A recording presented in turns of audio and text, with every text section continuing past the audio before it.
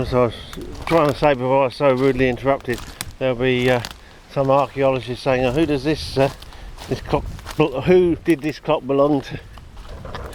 And there'll be grandchildren of Gideon saying, we know. It's Uncle Gideon's friend from Australia, that's his clock. Well, I bet we had, my son had a Fisher-Price toy, and it was still working 15 years after we got it, from the batteries that were still in it. I mean, we sort of like knocked the basket and it made the noise. 15 years after we originally got this Fisher-Price toy for my son when he was just a toddler sort of thing. And yeah, amazing. So some batteries can last. So obviously it didn't lose its muster. It was an alkaline battery, but yeah, 15 years later, amazing. So you never know. There could be this faint, distinct possibility that that clock might still be working in a couple of 100 years' time, in just a glimmering or something. I don't know. Doubt it, but you know. But anyway, back to the car and back down to this pylon thing. So these batteries are going to die pretty soon, fairly soon, I reckon, and we're just going to try and squeeze the life out of them. And because what's Mug's law say? Just as your batteries are dying, we're going to come across something really interesting down that pylon track, I reckon, and we won't be able to film it. I'll be going back again there on Monday, I reckon.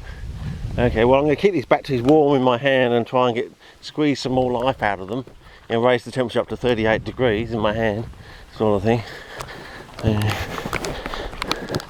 So yeah. So I think what I've learned is it's best to actually, instead of keep jumping around, just run the clip that you've got out. So you know, if I just closed it off now and walked back to the car and suddenly showed you another clip of the car, you'd think you'd missed out on all that footage in between, which you have. But this way, if it just runs out here and there's no more footage, you know that the batteries have totally died, and or at least you've seen what you've seen, sort of thing. And you probably saw that anyway. But it'll be good to see whether the this little bit of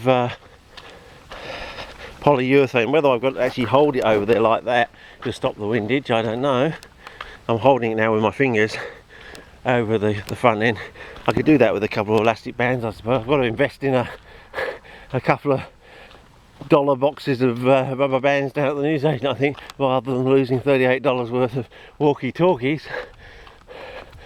Oh well, and my birthday is far in the distance too, so there's no chance of recouping that as a birthday present or something. But isn't it typical? Rossi sends me the bloody VFT book that I've been interested to just have a look at for years, and then I'll probably lose the equivalent in bloody walkie-talkies. You can have a win, can you? So, but my surmise is it's probably going to be the next stage up from Pietropaolo.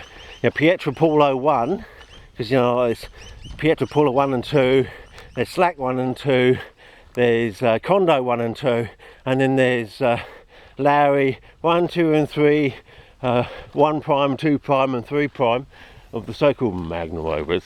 And then see, Pietropaolo 1 was basically a retelling to a certain extent of the Robertson Hustings paper, like a condensed down, cut down version of the information in that sort of thing, in a quite interesting, chatty, witty form sort of thing. I wonder whether the Tim Bailey book that was then republished with the Red Fern series is just a similar sort of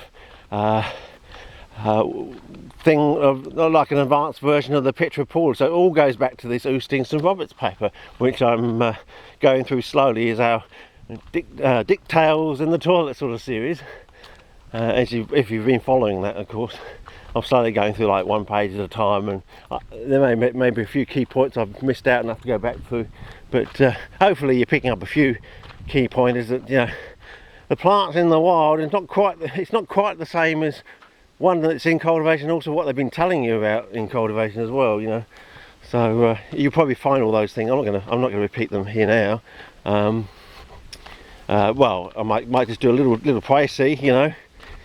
Dormancy is different, flowering is different, the roots are different, the peat situation is different. Yeah, so and there's similarities with fire to Australia, so you know, you can see why Australia, the most bushfire prone country in the world, has the most CPs. There's that connection there. But anyway, I'll try and quickly set this thing up on the bonnet without wasting the batteries. Okay, over and out for now.